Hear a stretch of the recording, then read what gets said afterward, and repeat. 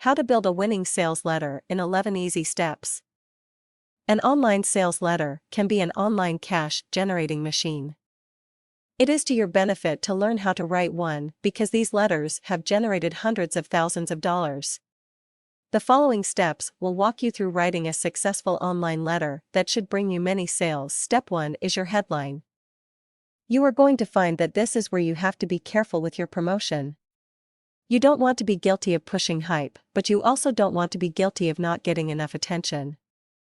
One suggestion is to go to Google search and type "world's greatest headlines." The SERP will give you a list of sites that will have really good examples. You can use these examples as a guide.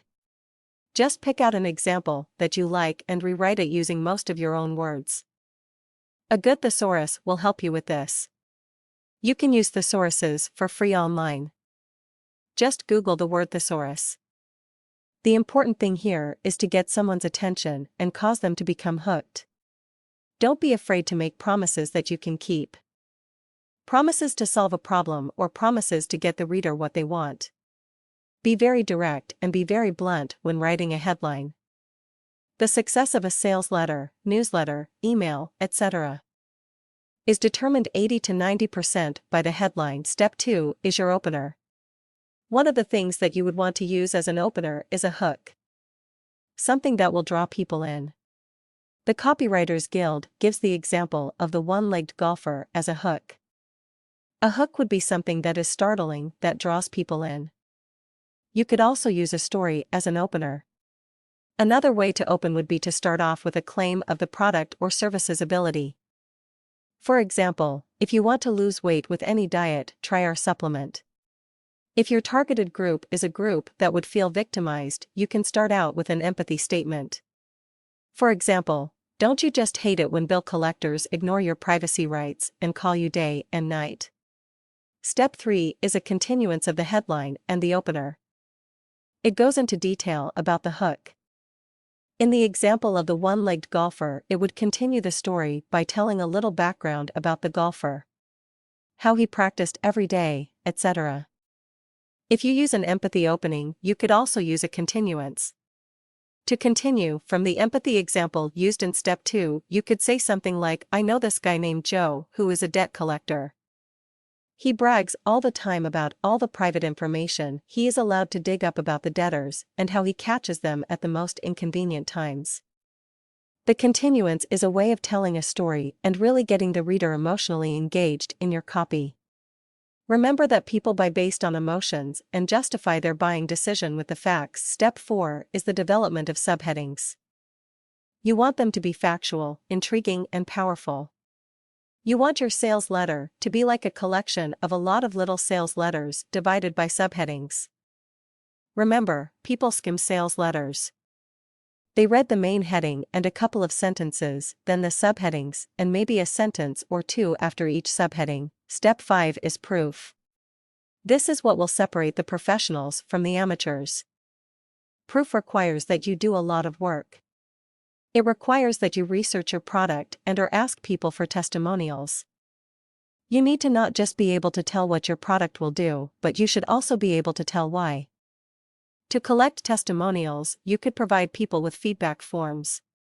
You could even add these feedback forms in your autoresponder sequence. Step 6 is the offer. The offer is what the prospect would be buying.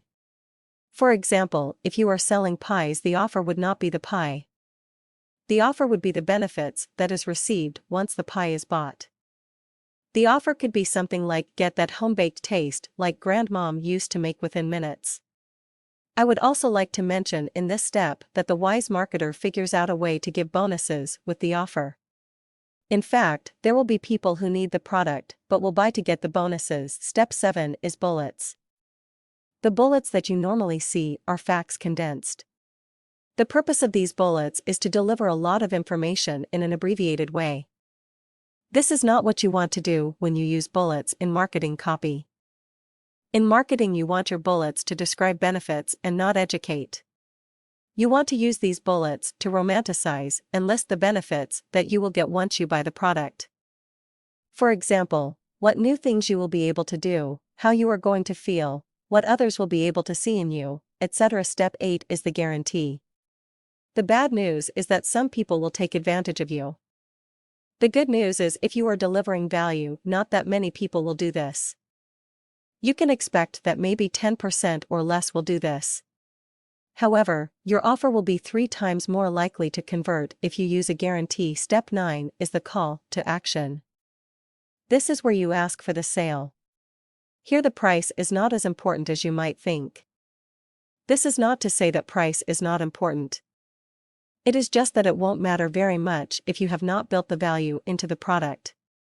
You could charge less than anyone anywhere for a product and still not make the sale if you have not yet built the value in the mind of the buyer. By the time you get to this step, you will need for the headline, opener, continuance, subhead, proof, offer, bullets, and guarantee to have all built enough value in the product that the prospect is eager to buy. It's important to add urgency to the call to action by introducing scarcity.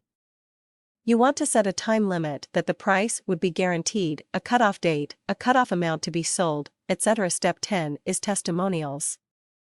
This is where you get people who have tried your product to tell of the success that they have had with this product. Testimonials should be set up to read like a friend telling of the benefits that they have experienced from using a product. Make sure that the person that is giving the testimony states specifics. Step 11 is the PS. Every sales letter should have a PS. You should treat the PS like it's a second headline. You should construct it in a way that would inform the reader as if they have not read the letter. Many people will skim the letter and skip down to the PS line. Hopefully, now that you have read this article, you are in a better position to write your own sales letter. Good luck with your writing.